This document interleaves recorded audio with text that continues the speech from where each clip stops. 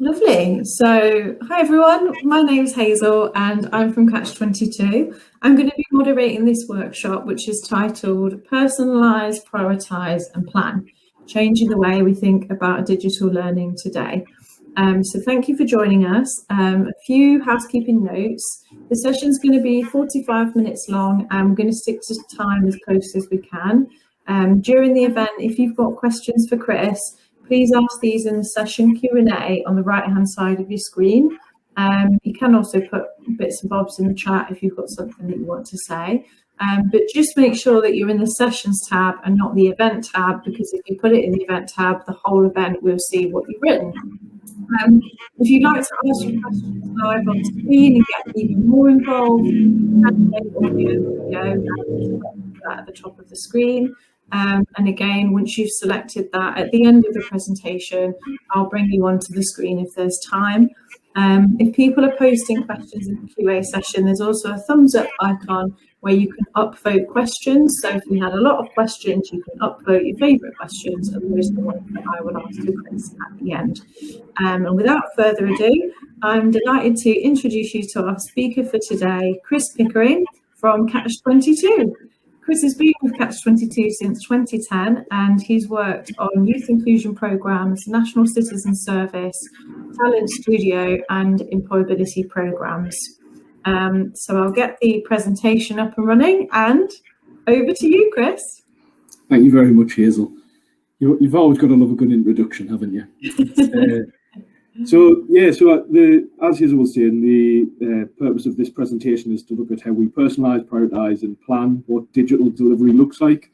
I think throughout the pandemic, we've all been forced into this world where we've had to engage digitally with young people. We've been forced to think creatively about how we continue to provide our much needed services and to support the young people that we work with. So we turn to platforms such as Zoom, Microsoft Teams, or like today, Hopin, to provide us with the tools that we need to connect to everyone. However, with such a big demand for digital engagement being piled onto young people, we quickly found that we just become part of a white noise offer being thrown at young people with very little uptake as we went through. So when we were looking at redesigning and what our offer looked like, a big question was, does digital engagement need to be in front of a computer? And the reason we kind of looked at this is because the digital gap between what is on offer and what as an organisation can keep up with is very different. So the online arena has grown massively in the last year and it's sometimes hard to keep up. The lockdown has just sped things up even more because there's been more and more different businesses popping up to offer us different digital tools just to try and make our interaction with others more effective.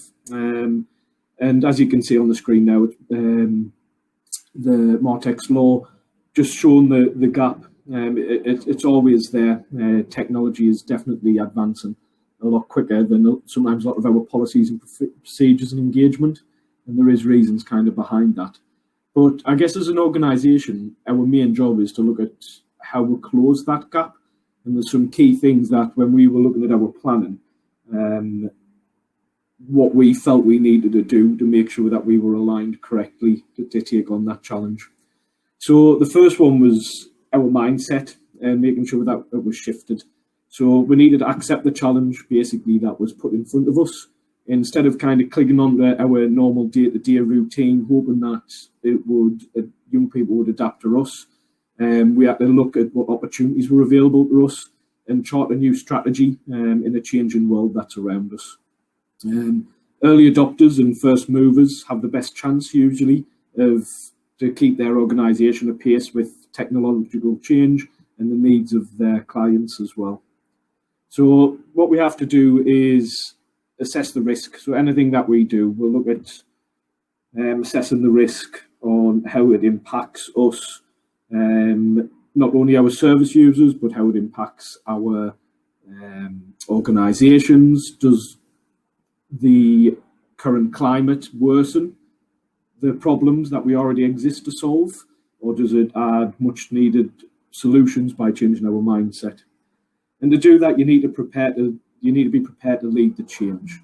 So one thing, I think, when you're put in a situation, you need to fight the temptation to just buy the first new tech platform that becomes available to try and adapt, I guess, as it were, your current directorate strategies. Because our challenge isn't the ability to access technology. Our challenge is a rapidly changing world around us, and not the tech itself. And success comes when you build a dynamic organisation that can test, learn, and adapt at pace with the world that's going on around you.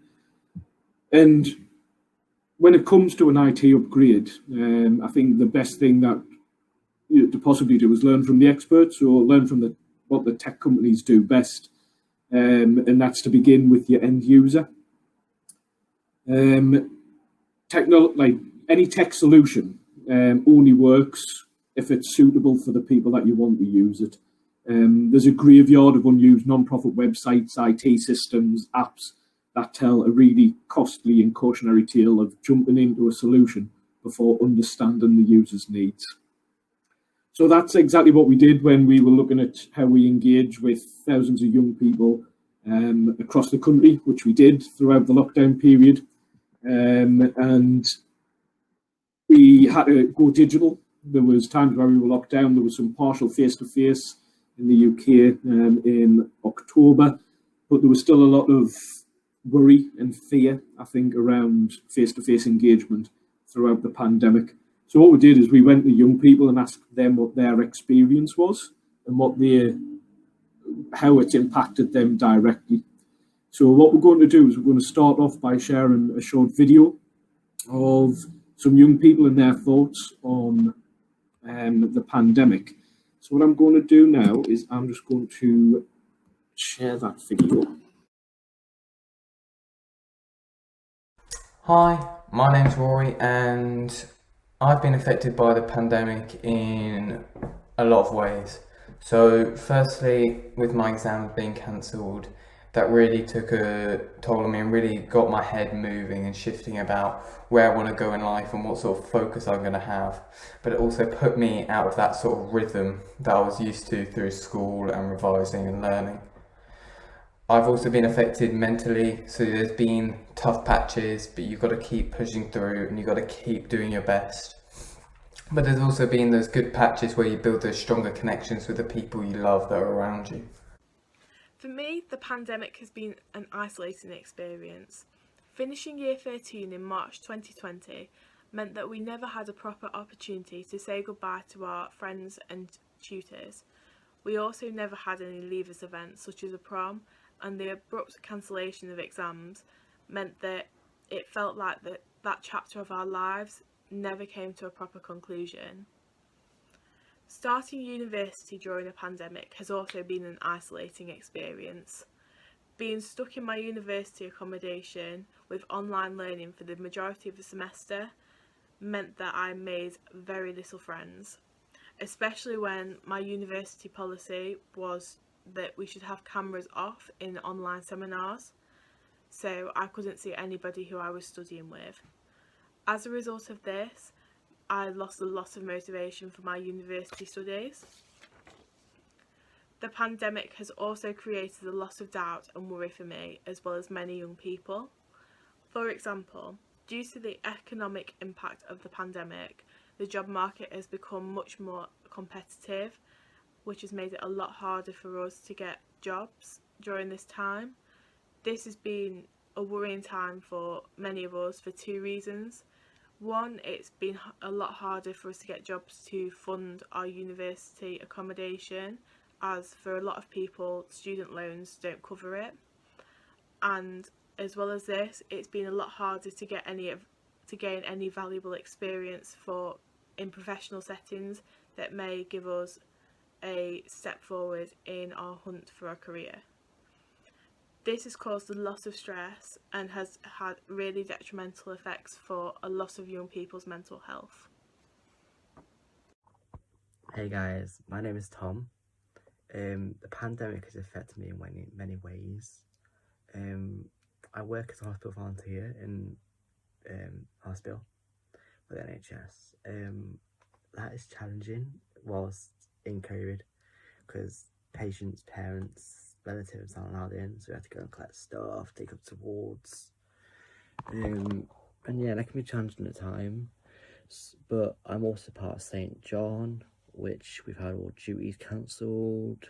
We're not been able to meet face to face. We're not been able to train. So it's been really challenging, but we've had to do what we can online. And I've had my first vaccination. It was hard, but it wasn't as hard as it could have been. Hi, my name's Fatima, and how has the pandemic affected me? And what's it been like? So for me, it's kind of been mixed personally, because like obviously the pandemic has affected me because my dad actually got COVID and it was pretty serious at the time. And so we didn't know if my dad was going to make it out of all of this, but thankfully I still have my father with me. And it's definitely affected me, like schoolwork and like work experience, and just like seeing my friends just in general. In terms of schoolwork, it's definitely the digital divide, because like sometimes when my teachers are presenting things, it's like slow on their side, and then because my parents are working from home, it's slow on my side, so it doesn't actually work very well. And what's it been like? I think essentially it's been a learning journey for most of us, because like we like for my teachers and like for my parents, because like we do have technology, but like they never really maximized it, and same with us, we've never really like maximized it as much as we have during this pandemic. So I guess it's been fun, but it's also been bad, obviously, because like nobody wants to have a pandemic. But like essentially, I think it's been like definitely a learning journey, and like it's like essentially it's like helped us realize some of the issues that we face still in today's life, such as the digital poverty and the digital divide. There were also other key issues that got highlighted to young people, such as because of COVID now, most of us haven't had work experience, and because of this can affect us going into jobs, and it can actually affect us moving forward with life. Hello, my name is Lois, and like everybody, I've been affected in many ways by coronavirus. I think specifically for me, it was the loss of structure and routines. I'm normally somebody who has a lot going on with extracurricular activities inside and outside of school, and on top of that, I had my GCSEs and all of school cancelled for me. I found it quite hard when I didn't have anything set to do, and I was just surrounded by all of this time and not anything really that has to be done in that time. However, I do think that taught me the importance of taking a break from things and doing things that I like alongside things that are compulsory. I think I found it easy to get distracted into work, and having a break really taught me that sometimes you just have to have a step back and do something productive with your time that really benefits you mentally.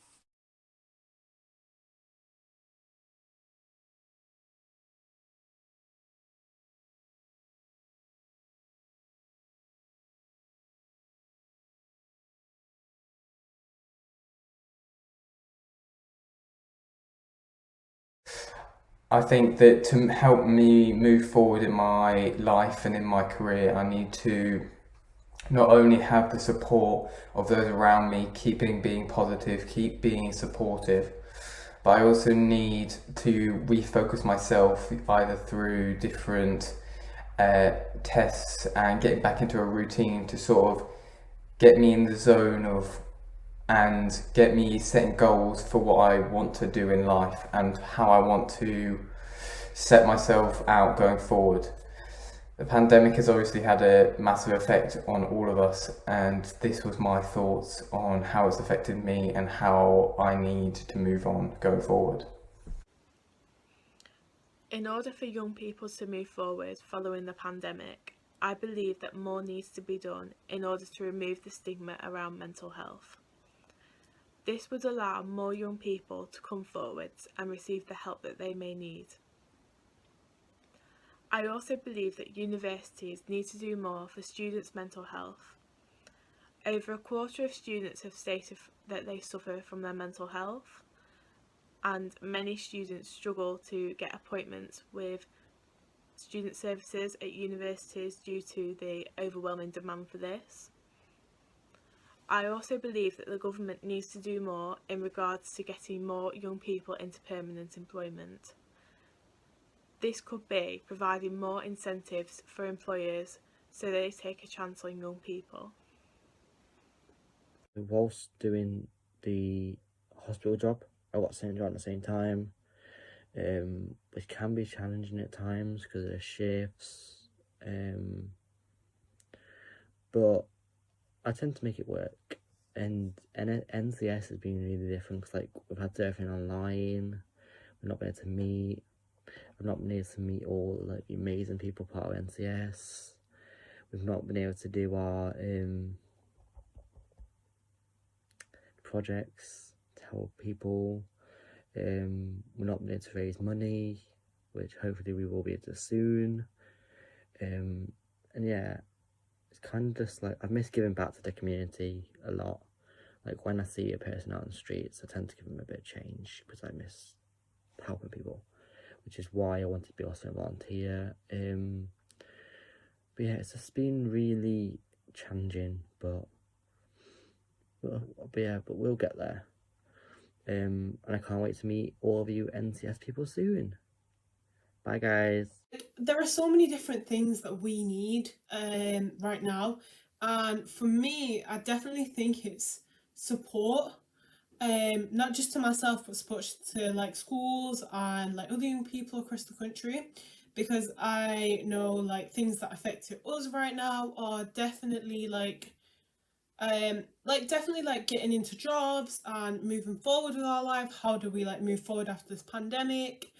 And essentially I think it's just like more workshops like on employability, or like interview skills, and like finance definitely, like because most of us will be going off to uni within like the next year or two, so we do need to know these things. So it's definitely workshops, and I definitely say events, like not like as in actually meeting at the moment face to face, but online.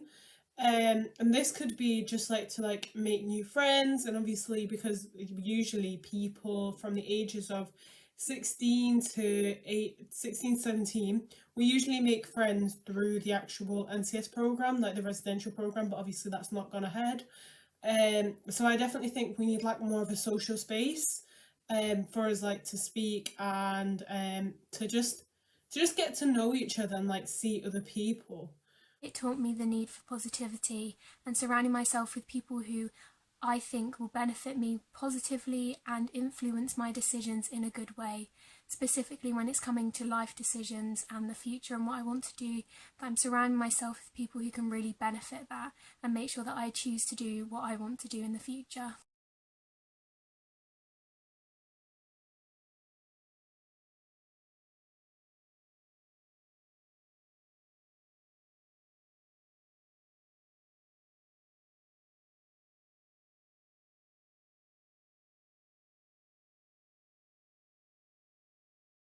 So that was a great video of young people expressing how it impacted them throughout the lockdown.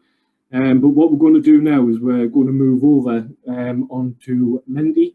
In the chat, I've posted the Mindy link and also the code that you need to use to enter that. And what we're going to do is if you log onto that on the main screen here as well, Hazel's sharing, so we'll be able to see as we're taking part how we're all feeling, how we're going to be engaging throughout all of it. So if you want to take a minute and just click on that Mindy link and log in. And the first question is, whereabouts are you from? Euromet is spread over 10 countries. We want to see how far and wide this message is going out. So if you all want to log in and get started, we'll run through that. And I'll see you there.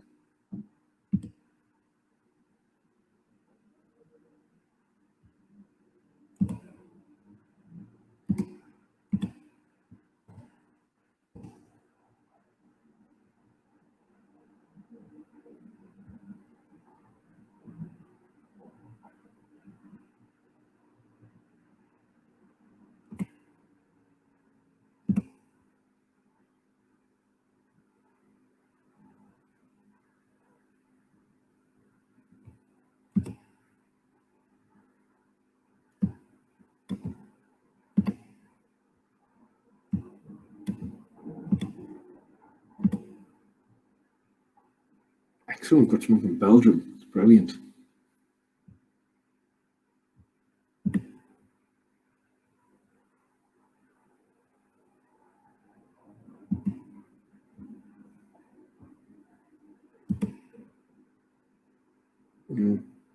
Okay.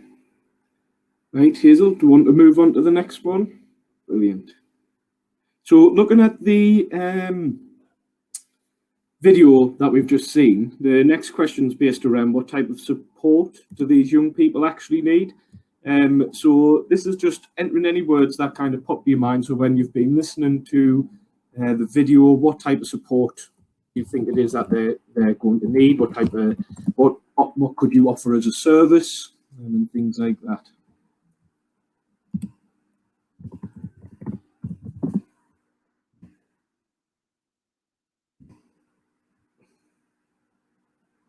Yeah, connection's a big one. I think we've all been missing out on that.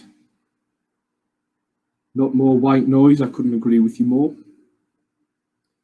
Skill sessions, mental health, isolation. Yeah. I think all of these things that we see coming through, I think encouragement, definitely a big one. Okay, if you've got any more, if you just want to kind of put them all down through there. Do a quick 10-second countdown before we move on to the next slide.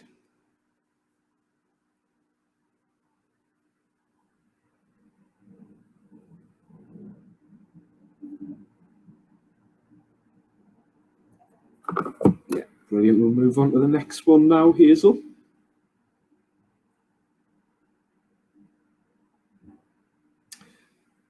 So what's the best way to address the issues? And I think there's kind of 3 questions there, all with a scale of 1 to 5.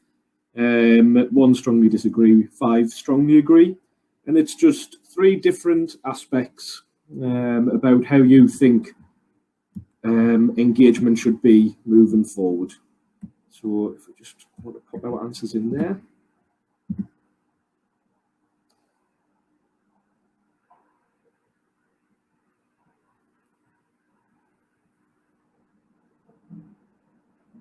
Yeah, so I think we can see here that there's a big desire to get back to face-to-face engagement, which I think is anyone in our services definitely agree with 100%. And I think overwhelmingly, there's a belief that we need to now start looking at a hybrid of face-to-face and digital engagement to be able to offer the best services for young people moving forward.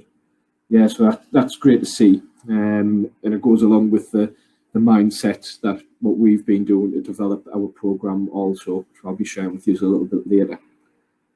Okay, and the last one. So this one's an open question. And it's about looking at everything that you may have done in your services. What have you found that's missing from our digital engagement that we've been doing over the last year? And how do we facilitate that change? So like I say, it's open-ended, and this one will take a little bit longer to type down any ideas. You can write down as many as you want. You can put it in one box, you can submit multiple. So what we'll do is we'll have a quick work through this one. I'll get involved as well.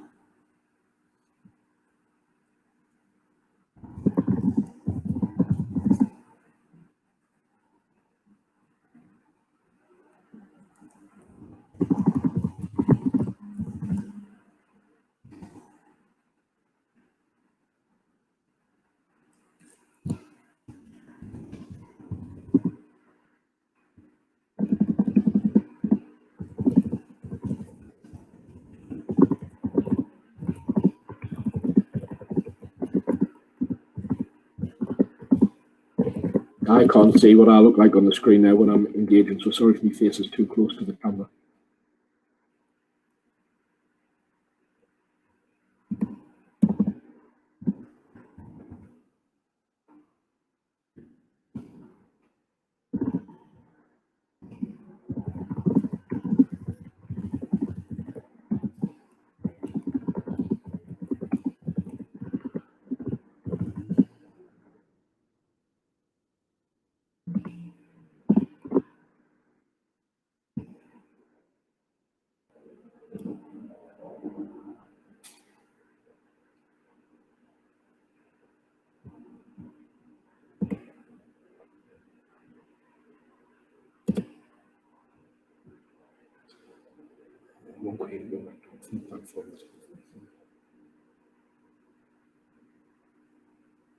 Yeah, I think one platform is definitely something I think we hear echoed a lot, not only between staff and workers, but definitely between young people as well. Always having different platforms, be it Zoom or Teams, and engaging differently. Access to good equipment, yes, there's definitely digital poverty has definitely been highlighted a lot throughout this lockdown. Young people not having access to the tools required to be able to be on the same footing as everyone else. I guess that comes down to businesses as well. So smaller organisations might not be equipped as much to be able to offer that help and support throughout. So those are really good. And thank you very much for popping those in. So what we're going to do is we're going to go back to the presentation and hopefully we'll be able to talk about those and address them a little bit more as we go through. What we're going to do is all of the feedback that we're getting throughout Mindy, it's going to be pulled together in a document and it's going to be shared with Euromet. So that'll be coming out to all of you guys as well as a nice report. So that'll be really good. I just need to get... Yeah, so when we were looking at it, there were some key points that really come out. Young people were feeling alone and isolated. They were worried about the future prospects, the impact, even though they've had this digital access, the ability and the experience you get from face-to-face engagement was definitely missing. And they were worried about their mental health, family members' mental health, on a wide spectrum of issues. So those were the things that come out, and we thought we really need to start looking at how do we engage with that. So what is the perfect platform? And I really don't have the answer. I wish I could tell you throughout this. But what we've done is we continue to do surveys of the vast number of young people that we work with on our National Citizen Service programme across the country. So in a recent survey sent to young people, we asked what type of content they would be likely to engage with on our platform, and 70% of young people would like to see sessions that help to develop life skills. So this includes first aid, money skills, live cooking sessions, and these were just a few of the suggestions that came through. This was also echoed by 83% of the parents who acted with young people. They wanted sessions to be between half an hour and an hour long, depending on the activity. And this was feedback that we got through the survey. With over 60% of young people saying that that was the optimum time for them to be able to engage in a session. And I think that echoes us through, I think, into professional work as well, where shorter sessions definitely work better rather than long drawn out ones. So in addition to the life skills, the survey showed that 60% of young people would like to see fun activities as well. This could be things like live bingo, quiz evenings. It was basically to help tackle isolation and loneliness. And interestingly, this was a priority by 50% of the parents as well that responded to the survey. So the perfect platform, we developed our own platform over the autumn to try and engage with as many young people as we could across the country.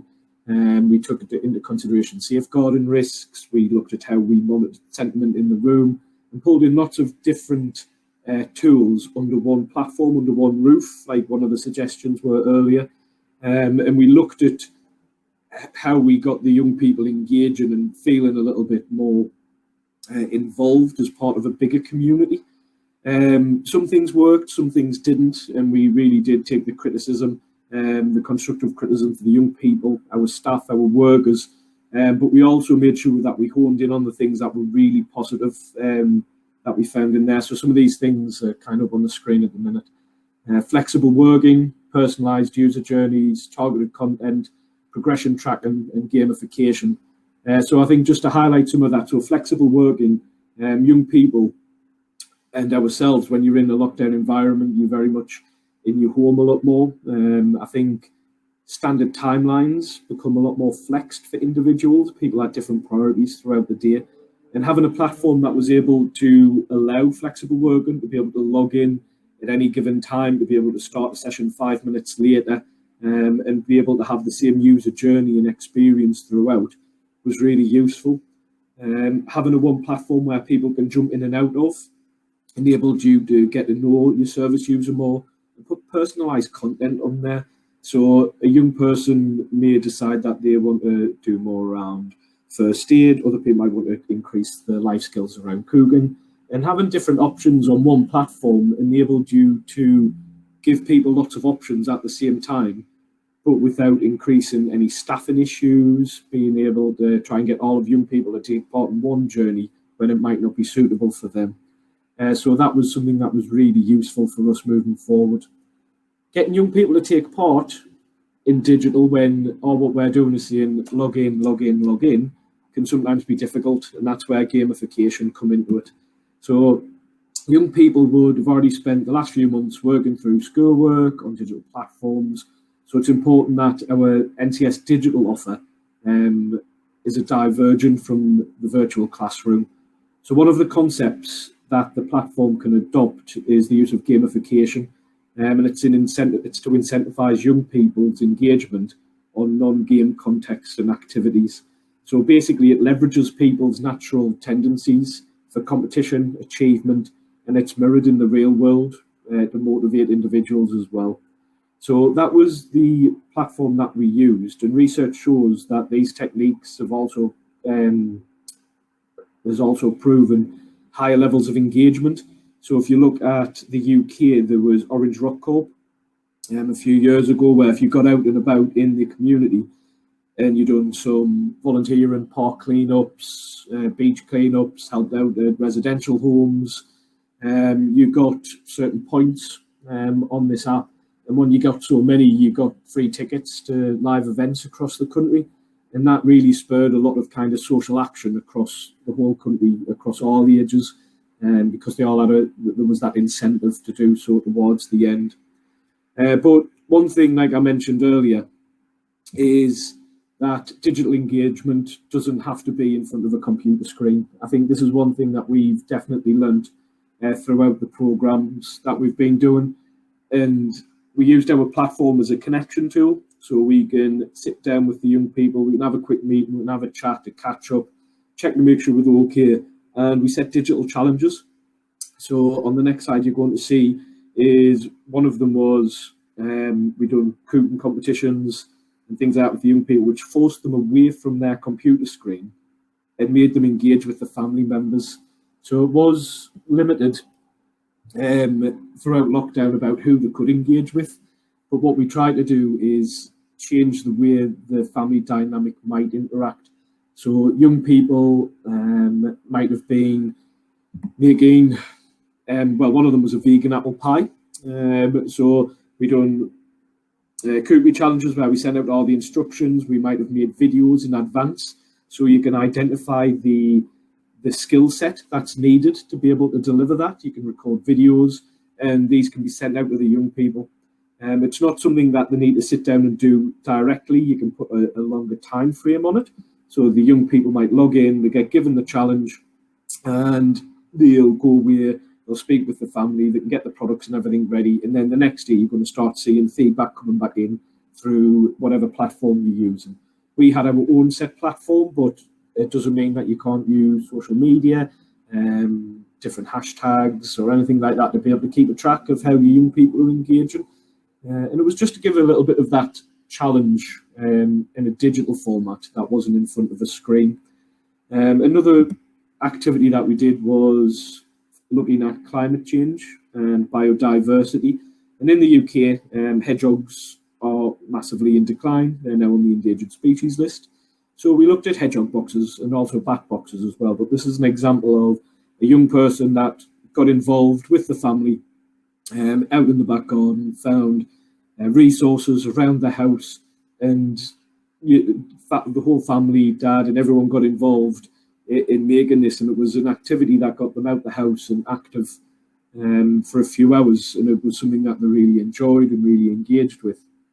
And that being said, the more activities that you've got, the bigger appeal you're going to have for a wider diverse group of young people. from different socioeconomic backgrounds, ability, skill set, and things like that as well. So this is where sharing ideas and everything does come into play. And one thing we are doing tomorrow, if you haven't already done so, we are running a climate change and biodiversity workshop for any young people and service users that you may have.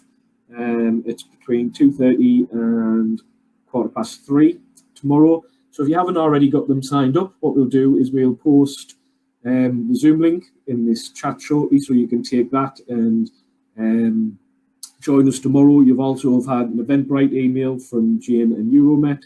If you want to get them signed up and book a place, that would be absolutely brilliant.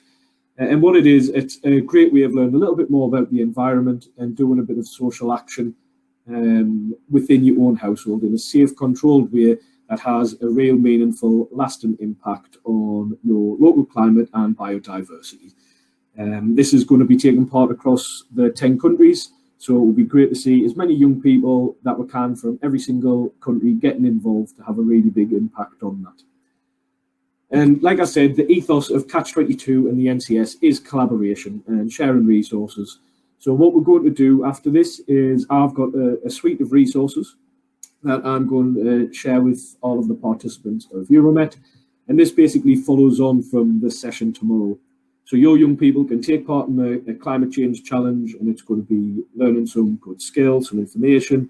We're going to do an activity that takes them away from the computer screen. They're going to come back and be able to upload what it is they've done. And then the tools that I'm going to be sharing, it gives you the ability to carry on that. So if you decide that you want to carry on work from Euromet with these young people and your service users moving forward, that's something you can do. So there'll be additional biodiversity challenges, there'll be different step-by-step instructions that you can take. We're also going to be sharing things like cooking challenges with you as well to make healthy takeaway food at home on a budget. And we're also going to be sharing a comprehensive list of free and low-cost online tools. So like I was saying earlier, having your own platform does cost money. And it's about making sure that if you are going to utilize different services and different tools out there, how you mix them. There's some great free services out there, depending on what activity you want to do with young people or how you want to engage. So I'll be sharing that around. There's some helpful hints and tips and things as well. So please feel free to have a look at all of that. But that's it from me. If you do have any questions, please feel free to pop that into the chat. But I will hand you back over to Hazel. And thank you very much for listening to us today. Lovely. Thank you, Chris. That was fantastic. If anybody that's watching has any questions, feel free to put them in the QA. Obviously, they need to be under this session, not the event, or you can equally put them in the chat. So we'll give you a minute just to see if you've got any questions before we wrap up.